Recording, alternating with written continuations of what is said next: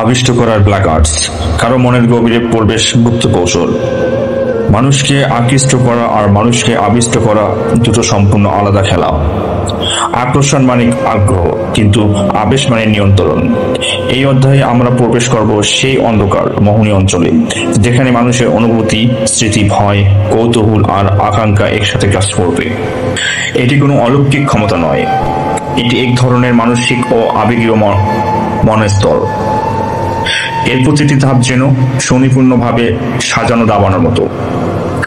একটি চাল ভুল হলে পুরো খেলায় ভেসে যেতে পারে। প্রথম অধ্যায়, রহস্যর প্রাচীর। মাই স্টোরি আওরা। মানুষ যা বোঝে না সেটাই জানার চেষ্টা করে।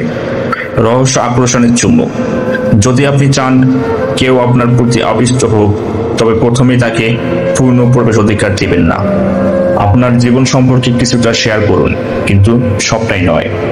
আপনার সামাজিক মাধ্যম যেন একটি উন্মুক্ত বই নয়, বরং ধাঁধার মতো হয়। প্রতিটি কথোপকথনের অল্প কিছু অজানা রেখে দিন। যখন কেউ আপনার সম্পর্কে নিশ্চিত নয়, তখন তার মনের মধ্যে প্রশ্ন জন্মায়, ও আসলে কে? ওর আসল রূপটা কেমন? এই প্রশ্নই আবেশের প্রথম আগুন জ্বালায়। দ্বিতীয় অধ্যায়, আবেগীয় তরঙ্গ, ইমোশনাল রোলার স্কুটার। মানুষ অস্থিরতায় অভ্যাস হয়ে গেলে আকর্ষণ হারায়। আকর্ষণ টিকে থাকে অনিশ্চয়তা ও উত্তেজনায়। কখনো কাছে যান, কখনো দূরে থাকুন। হঠাৎ করে বেশি সময় দিন, আবার পরদিন ব্যস্ত হয়ে পড়ুন। তারপর প্রত্যাশা তৈরি করুন, তারপর সেই প্রত্যাশায় খানিকটা রহস্য রাখুন।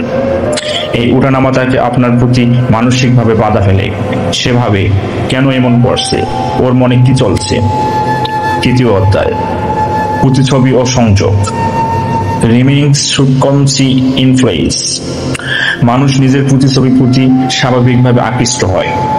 তার কথোপকথনের ধরন লক্ষ্য করুন, তার শখ, আগ্রহ, শব্দচয়ন, এসবের কিছুটা অনুকরণ করুন, কিন্তু অন্ধ অনুকরণ নয়, বরং সামঞ্জস্যপূর্ণ প্রতিফলন। এভাবে তার অবচেতন মনে আপনি হয়ে ওঠেন তার মতো। চতুর্থ অধ্যায়, অনুপস্থিত শিল্প, দি পাওয়ার অফ অবসেস। সবসময় উপস্থিতি থাকা আপনাকে সস্তা করে তোলে। মাঝে মাঝে হাওয়ার মতো উধাও হয়ে যান। উত্তর দিতে দেরি করুন, হঠাৎ কয়েকদিন ব্যস্ত থাকুন। সামাজিক মাধ্যমে আপনার উপস্থিতি মাঝে মাঝে হারিয়ে ফেলুন। এই অনুপস্থিতি তার মনে শূন্যতা তৈরি করবে, আর শূন্যতা পূরণ করতে গিয়ে সে আপনাকে আরো বেশি চাইবে। পঞ্চম অধ্যায়, আবেগীয় বীজ বপন, প্লান্টিং ইমোশনাল সিডস। প্রতিটি মানুষের মনে কিছু স্মৃতি থাকে যা কখনো ভুলে যায় না। তাকে এমন মুহূর্ত উপহার দিন যা ব্যতিক্রমিক। হঠাৎ করা সহানুভূতি, অদ্ভুত মজার আলোচনা, বিশেষ কোনো উপদেশ, এসব তার মনের গভীরে রয়ে যায়। যখন সে একা থাকে, সে মুহূর্তগুলো বারবার ফিরে আসবে, আর আপনি হয়ে উঠবেন সেই স্মৃতির কেন্দ্র। ষষ্ঠ অধ্যায়, অনির্দিষ্টতা ও বিষময়, ইনফ্লেডিক্যাবিলিটি। যা সহজে অনুমান করা যায় তা দ্রুত মূল্যায়ন হয়। মাঝে মাঝে তার প্রত্যাশার বিপরীতে কাজ করুন।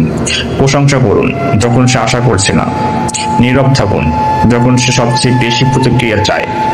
এভাবে আপনি তার মানসিক রেডারে একটি অনির্দিষ্ট তরঙ্গ তৈরি করবেন, যা তাকে ভাবতে বাধ্য করবে। সপ্তম অধ্যায়, শেষ আঘাত, মূল্যবোধের পরিবর্তন, ভ্যালু শিফটস।